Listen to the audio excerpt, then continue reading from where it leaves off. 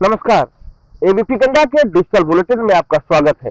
रायबरेली से मैं हूं पंकज सिंह। आज रायबरेली की बड़ी खबरों के बारे में आपको अपडेट करता हूं। केंद्रीय मंत्री व अमेठी सांसद स्मृति ईरानी लगातार अमेठी लोकसभा के सलोन विधानसभा में दौरे पर है। आपको बता दें कि सलोन विधानसभा रायबरेली जनपद में आता है और वह लगातार सलोन विधानसभा के गांव में चौपाल लगाकर लोगों की समस्याएं सुन रही हैं, उसका निस्तारण कर रही है।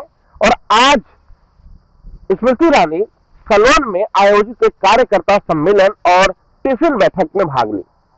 कार्यकर्ता सम्मेलन में उन्होंने कार्यकर्ताओं को संबोधित किया, आगामी लोकसभा चुनाव के लिए उनमें जोश भरा और उनको गुरु मंत्र भी बताए।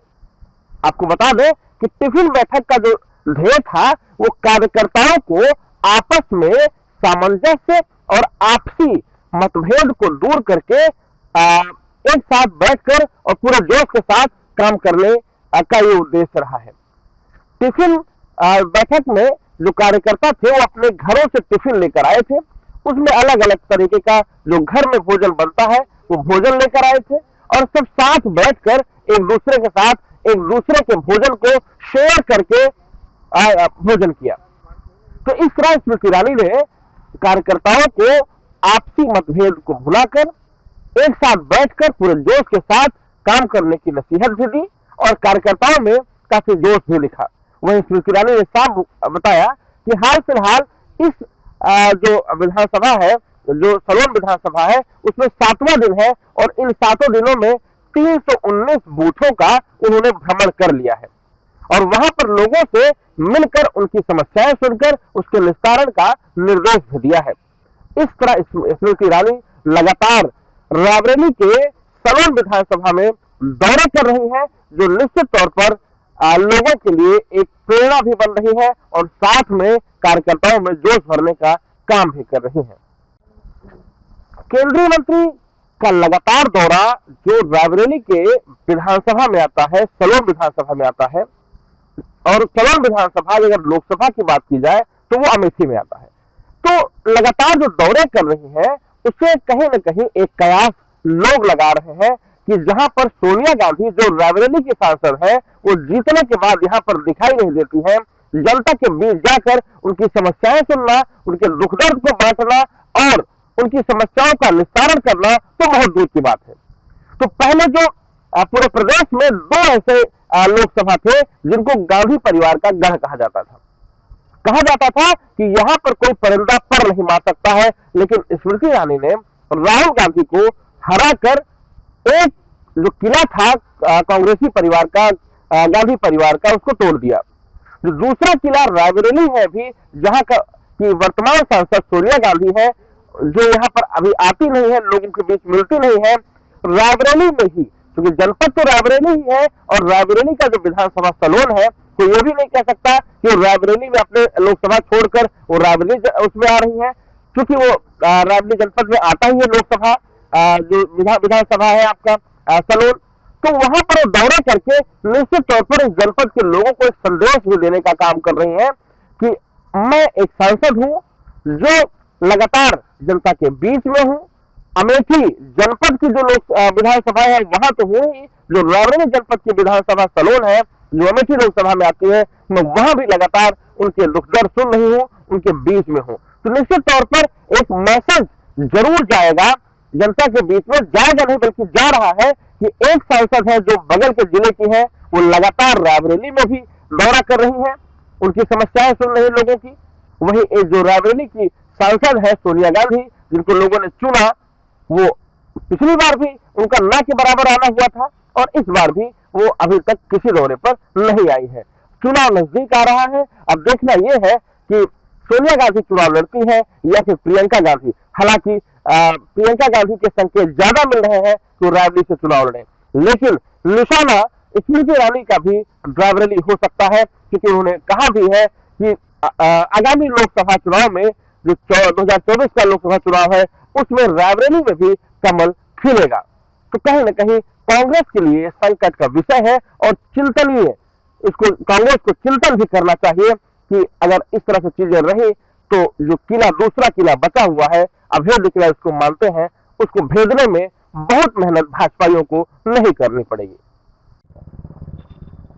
आज समाधान दिवस का आयोजन किया गया, जहां पर सभी थानों पर जो अधिकारीगण हैं वहां पहुंचकर आम लोगों की समस्याएं सुनी।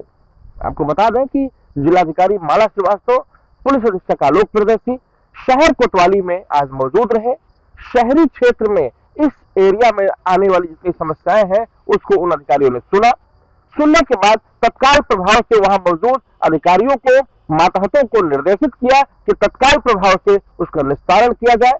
कोई भी जो मामला है वो लंबित काफी समय तक न रहे। इसी तरह से डी में अपर पुलिस अधीक्षक मौजूद थे।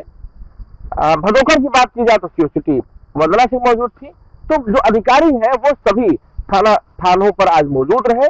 जो समाधान दिवस नाम है कि अधिकारी वहां मौजूद रहेंगे थानों पर, और उन थानों पर आने वाले फरियादियों की समस्याओं को तत्काल प्रभाव से सुनकर अगर कोई ऐसी समस्या है जो तत्काल दूर हो सकती है तो उसको दूर कराने का प्रयास करते हैं। अगर कोई जटिल समस्या है तो नियमानुसार उस पर कार्रवाई करते हुए तत्काल प्रभाव से उसको भी समाधान करने की कोशिश करते हैं, और लोगों को इसका भरोसा भी देते हैं कि किसी प्रकार की कोई समस्या अगर होती है तो समाधान दिवस होता है या तहसील दिवस होता है, जहां पर सभी अधिकारी मौजूद रहते हैं। तो आमने सामने बात होगी, उनकी समस्याओं को सुनकर उसका निस्तारण कराया जाएगा। रोडवेज के परिचालकों और चालकों की मनमानी के वीडियो, चर्चाएं और बातें अक्सर सामने आती हैं।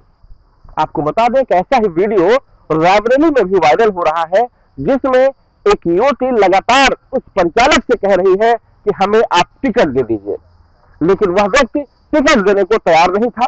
और उस वीडियो में बहस करने के बाद उस परिचालक ने उस युवती को मारना शुरू कर दिया। यह वीडियो तेजी से फैल रहा है, तेजी से वायरल हो रहा है, और लोगों की माने तो परिचालक को चौकी इंचार्ज सिमरी ने बैठाया भी, लेकिन क्या बातें हुई, क्या चीजें हुई वो कोई नहीं जानता है। उस परिचालक को छोड़ दिया गया। फिलहाल सिमरी चौकी इंचार्ज से संपर्क करने की कोशिश की गई, लेकिन उनसे बात नहीं हो पाई।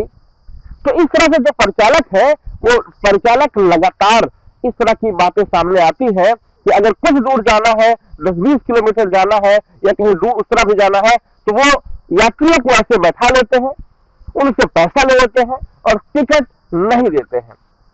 बाद में उनको उतार देते हैं और वो पैसा खुद हजम कर जाते हैं। तो चोरियां लगातार सामने आती हैं, इसकी चर्चाएं भी होती हैं, लेकिन आज जो वीडियो वायरल हो रहा है निश्चित तौर पर इस विभाग को शर्मसार करने वाला है। इस विभाग के अधिकारियों को इस पर एक्शन लेने की सख्त जरूरत है, जिससे कि चोरी भी रुके और जो यात्री हैं उनको किसी भी प्रकार की असुविधा का सामना भी न करना पड़े। दुर्घटना से देर भली, यह कहावत सभी पढ़ते भी हैं, जानते भी हैं और वो दूसरों को सलाह भी देते हैं, लेकिन बहुत कम लोग ऐसे होते हैं जो इसका अनुपालन स्वयं करते हैं। यही कारण है कि जब दुर्घटनाएं होती हैं तो अपनी जान से उनको हाथ धोना पड़ता है। एक ऐसी घटना गुरबन थाना क्षेत्र के एक गांव के पास हुआ है, जहां पर एक मारुति वैन, जो अनियंत्रित मारुति वैन थी, तेज रफ्तार मारुति वैन थी, तो बाइक सवारों को जोरदार टक्कर मार दी। टक्कर मारने के बाद वो खुद सड़क किनारे गड्ढे में जा गिरी। वही बाइक जो थी वो उसके परखच्चे उड़ गए। मौके पर ही 2 लोगों की दर्दनाक मौत हो गई, 5 लोग गंभीर रूप से घायल हो गए। सूचना पर पहुंची पुलिस और एम्बुलेंस की मदद से उनको अस्पताल पहुंचाया गया, लेकिन कहीं न कहीं जो मौतें हुई हैं उनके घर का तो चिराग बुझ ही गया है। इसलिए लोगों को ये जो स्लोगन है कि दुर्घटना से देर भली, तो उसका अनुपालन करना चाहिए। धीरे चलिए, अनियंत्रित न हो, नियंत्रण में रहे, और जो घटनाएं हैं, दुर्घटनाएं हैं, उसको निश्चित तौर पर अवॉइड करें। इस तरह की घटनाएं होने से अपने को बचाएं।